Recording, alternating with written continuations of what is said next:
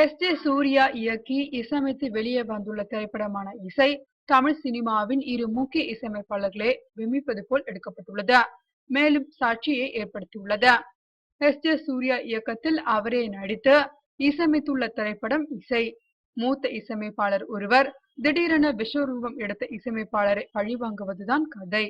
மூத்த இசையமைப்பாளர் வெற்றிச்செல்வன் கேரக்டரில் சத்யராஜும், இளம் இசையமைப்பாளர் ஏ.கே. சிவா வேடத்தில் எஸ்.ஜே. சூர்யாவும் நடித்திருக்கின்றனர். தமிழ் சினிமாவின் உள்குத்து வேலையை காட்டுவதாக நினைத்துக் கொண்டு மூத்த இசையமைப்பாளர் கேரக்டரை கடுமையாக டேமேஜ் செய்துள்ளார் இயக்குனர்.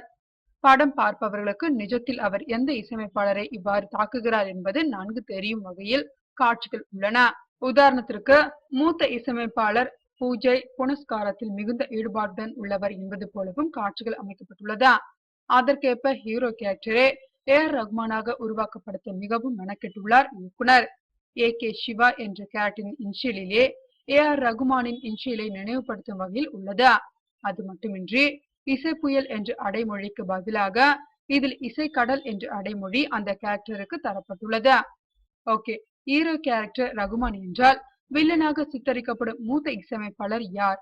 ஏ.ஆர். ரகுமான் இசையமைக்க வந்த பிறகு வாய்ப்புகள் குறைந்து போனது எந்த இசையமைப்பாளருக்கு என்ற கேள்விகள் ரசிகர்கள் மனதில் தொங்கி நிற்கின்றன. வில்லனாக சித்தரிக்கப்பட்டுள்ள குறிப்பிட்ட அந்த மூத்த இசையமைப்பாளரின் ரசிகர்களை இந்த திரைப்படம் கோபப்படுத்தியுள்ளதா? ஒரு வகையில் மூத்த இசையமைப்பாளர் ஒருவரை மிகவும் மோசமாக லைம்லைட்டில் நிற்க வைக்கும் முயற்சி படத்தில் தெரிவதாக ரசிகர்கள் குற்றம் சாட்டுகின்றனர்.